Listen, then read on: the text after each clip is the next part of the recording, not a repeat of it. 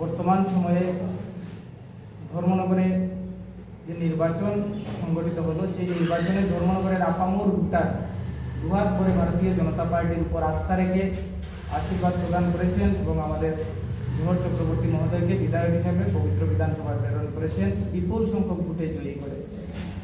তো ধর্মনগরবাসীর বরাবরই ভারতীয় জনতা পার্টির উপর আস্থা। ইতিমধ্যে আমরা লক্ষ্য করেছি কিছু অতি উৎসাহী ভারতীয় জনতা পার্টির নামধারী ধর্মনগরের কিছু যুবক যারা বিভিন্ন জায়গায় গিয়ে বিধায়কের নাম ধরে, কোনো সময় সংগঠনের নাম ধরে নিজেকে বিজেপি পরিচয় দিয়ে বিভিন্নভাবে হুমকি দুমকি, আসলে তাদের ব্যক্তিগত বিভিন্ন সমস্যাকে রাজনৈতিক দলের উপর চেপে দেওয়ার চেষ্টা করছে।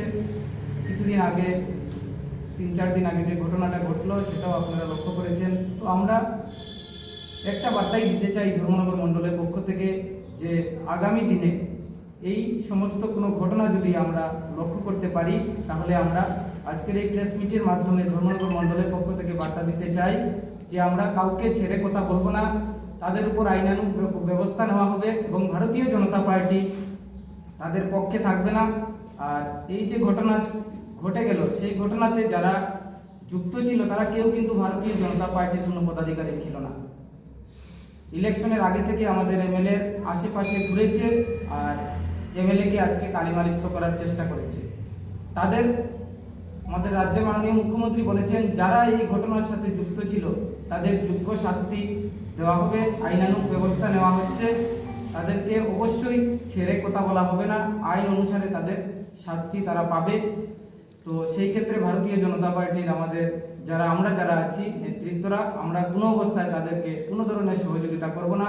আমরা আমাদের যুব মোর্চার সভাপতি রাহুল কিশোর রায়ের পরিবারের সাথে আমরা আছি, তাদেরকে ন্যায় পাইয়ে তারপর আমরা আমাদের এই যারা অন্যায় করেছে তাদেরকে আমরা এর আগে পর্যন্ত অর্থাৎ প্রশাসনের পক্ষে আমরাও আলোচনা করে তাদেরকে যাতে ন্যায় পাইয়ে দেওয়া যায় সেই পরিবারকে, সেই চেষ্টা আমরা অবশ্যই করব, সেটা আপনাদের মাধ্যমে জানান দিলাম। আজকে অত্যন্ত দুঃখের সঙ্গে বলতে হয় রাহুল কিশোর রায় যিনি প্রয়াত হয়েছেন যুব মোর্চার, আমার হাত ধরেই বিজেপি দল রয়েছে এবং ওদের সঙ্গে আমাদের একটা পারিবারিক সম্পর্ক, আত্মীয়তাও রয়েছে। এই ঘটনায় আমি আমরা সবাই অত্যন্ত মর্মাহত। কিন্তু আজকে তো ওকে আর আমরা খুঁজে বের করতে পারবো না, ওই কেনই রাস্তাটা বেছে নিল এটা তো ওই জানতো, আমরা তো কেউ এই ব্যাপারে তো অবৈধ নই। তবে আমরা যেটা মন্ডল প্রেসিডেন্ট বলেছেন যে কোনো দোষীরা ছাড়া পাবে না, যাতে ধর্মনগরে পুনরায় এরকম কোনো ইনসিডেন্ট বা না হয়, তার জন্য আমরা সবাই সেই দিকে আমরা লক্ষ্য রয়েছে, মন্ডল প্রেসিডেন্টের লক্ষ্য রয়েছে, পুরো মন্ডল কমিটি, জেলা কমিটি, আমি সহ আমরা সবাই যাতে ধর্মনগর শান্তির শহর এটা যাতে আমরা ধরে রাখতে পারি, তার আগে যাতে অব্যাহত রাখতে পারি, সেই লক্ষ্যেই আমরা কাজ করছি।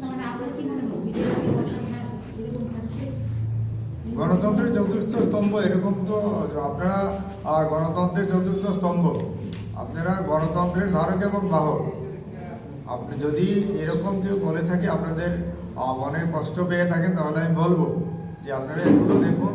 মন্ডল প্রেসিডেন্ট যেটা বলেছেন, আমরা অনেক সময় অনেকে অনেক কথা অবান্তর কথা বলে থাকেন, এগুলো বাদ দিয়ে দিবেন, এগুলো মনে রাখবেন না। আমি আপনাদের কাছে বিনম্রভাবে বলছি, আপনাদের যদি মনে কষ্ট পেয়ে থাকেন, দুঃখ পেয়ে থাকেন, কারণ এরকম কোনো কথা এসছে বলে আমার কিন্তু জানা নেই, যেহেতু আমার অজান্তে হয়েছে আমি জানি না। আর আপনারা মন থেকে এগুলো মুছে ফেলে আমরা সবাই মিলে সুন্দর ধর্মনগর আমরা তৈরি করব, এই লক্ষ্যেই আমরা সবাই কাজ করবো। কারণ আপনারা তো একই সমাজের লোক, আজকে আপনারা প্রেস মিডিয়াতে কাজ করছেন, কিন্তু আমরা পরস্পরের মধ্যে একটা সম্পর্ক রয়েছে, সেই লক্ষ্যেই আমরা সবাই মিলে কাজ করি। জর্দা, আপনি বললেন ওনার সাথে আপনার পারিবারিক রিলেশন আছে, কিন্তু ওনার যিনি মারা গেছেন ওনার স্ত্রী আপনার এবং আপনার সহধর্মিনীকে নিয়ে বেশ কিছু মন্তব্য করেছে, যা এখন ভাইরাল চলছে, সে সম্বন্ধে কি বলবেন? দেখুন, আজকে একজন মহিলার স্বামী মারা গেছে, আজকে অত প্রকৃতস্থ নয়। আজকের দিনে আমরা ওর সব কথা ধরলে চলবে না। আজকের দিনে সে প্রকৃতিস্থ নয়, একজন স্বাভাবিক জীবনে আজকে সে নেই। কারণ একটা স্বামী মারা গেছে, সে কোথা থেকে স্বাভাবিক জীবনে রয়েছে? স্বাভাবিক জীবনে তো নেই, তার কথা চলা বলা এগুলো স্বাভাবিক নয়। কাজে এগুলো ধরলে চলবে না। যখন স্বাভাবিক হবে তখন সবই স্বাভাবিক হয়ে যাবে। এটা শুধু সময়ের অপেক্ষা।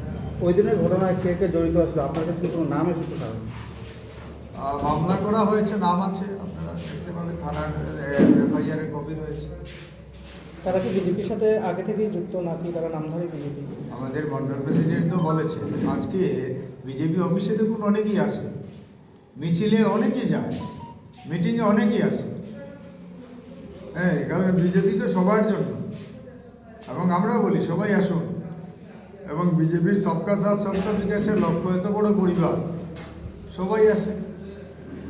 কিন্তু এরা কেউ পোর্টফোলিও হোল্ডার ছিল না, মানে আমাদের সংগঠনের দায়িত্বে থাকা এমন কোনো লোকের নাম সেখানে নেই। কারণ ভারতীয় জনতা পার্টির দায়িত্বে থাকা কোনো লোক এরকম কোনো কাজ করতে পারে না।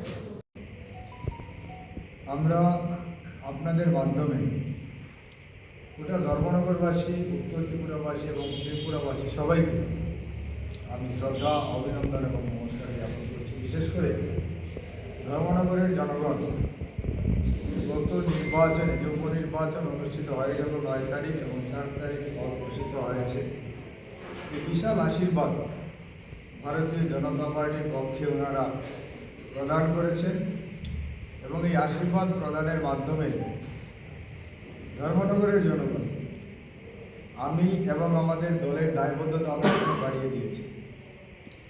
আমরা সবাই ভারতীয় জনতা পার্টির সৈনিক হিসাবে আমরা সবাই কাজ করব এবং ধর্মনগর শান্তির শহর, ধর্মনগর সাংস্কৃতিক শহর, ধর্মনগর ত্রিপুরা রাজ্যের দ্বিতীয় বৃহত্তম শহর, উন্নত শহর, এই শহরকে আরও সুন্দর, নির্মল এবং সুশৃঙ্খল করার দায়িত্ব যেভাবে জনগণ ভোটের মাধ্যমে প্রমাণ করে দিয়েছেন যে আমরা ভাজপা পরিবার, আমরা সবকা সাথ সবকা বিকাশের লক্ষ্যে আমরা কাজ করে থাকি এবং আমরা দল এবং বিধায়ক সরকার আমরা সবাই প্রতিশ্রুতি, আমরা ধর্মনগরে শান্তি শৃঙ্খলা বজায় রেখে ধর্মনগরকে আমরা উন্নত শহরে আমরা রূপান্তরিত করতে চাই।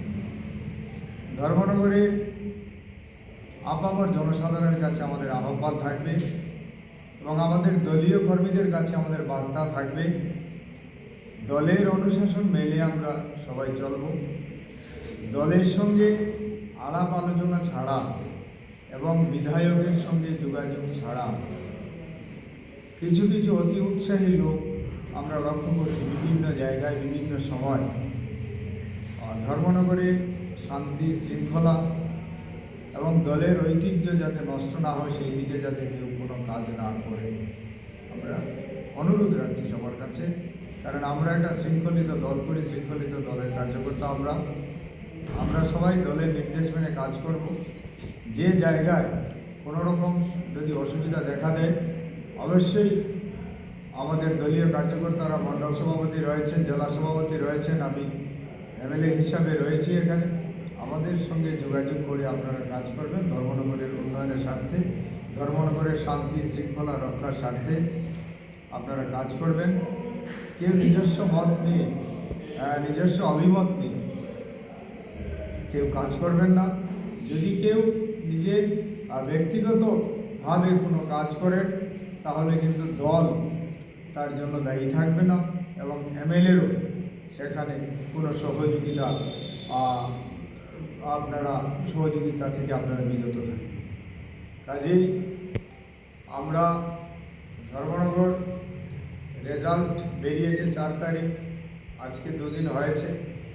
আমরা নির্বাচনের আগে যেভাবে খুব সুন্দর সুশৃঙ্খলভাবে নির্বাচন অনুষ্ঠিত হয়েছে, কোনো অপ্রীতিকর ঘটনা ঘটেনি, কোথাও কোনো সমস্যা দেখা দেয়, এত সুন্দর একটা নির্বাচন আমাদের দলীয় কার্যকর্তারা নির্বাহিত করেছেন এবং ধর্মনগরে আপামর জনগণ সহায়তা করেছেন। তার জন্য আমি আবারও আমাদের দলীয় কার্যকর্তা সহ ধর্মনগরবাসী সবাইকে আবার নমস্কার জ্ঞাপন করছি এবং বড়রা যারা রয়েছেন, অভিভাবকরা যারা রয়েছেন, নমস্য ব্যক্তিরা যারা রয়েছেন ওনাদের আমি প্রণাম নিবেদন করছি। কাজেই আশা থাকবে আগামী দিনগুলো আমাদের দলীয় কার্যকর্তা সহ সবাই মিলে আমরা ধর্মনগরকে সুশৃঙ্খল ধর্মনগর হিসাবে সাধারণ মানুষের সামনে এবং ত্রিপুরাবাসীর সামনে আমরা তুলে ধরব। ধর্মনগরের উন্নয়নের জন্য আমরা আমাদের দলীয় নেতৃত্বরা যারা রয়েছেন, আমার সঙ্গে জেলা সভাপতি রয়েছেন, মণ্ডল সভাপতি রয়েছেন, আমাদের অন্যান্য দলীয় নেতৃত্বরা রয়েছেন, সবার সঙ্গে আলোচনা ক্রমে আজকে জনগণ ভোট দিয়ে আমাকে এমএলএ হিসাবে নির্বাচিত করেছে, কিন্তু দলের প্রতি আমাদের দায়বদ্ধতা রয়েছে, আমার দায়বদ্ধতা রয়েছে এবং ধর্মনগরবাসীর প্রতি দায়বদ্ধতা রয়েছে। কাজেই দলীয় নির্দেশ মেনে, দলের অনুশাসন মেনে আমি কাজ করব। এবং আপনারা প্রেস মিডিয়ার ভাইরা যারা রয়েছেন, আপনাদের কাছেও আমাদের অনুরোধ থাকবে, আমার অনুরোধ থাকবে, আপনারাও ধর্মনগরের উন্নয়নের ক্ষেত্রে, ধর্মনগরের শান্তি শৃঙ্খলা বজায় রাখার ক্ষেত্রে আপনারা আমাদের সহযোগিতা করবেন।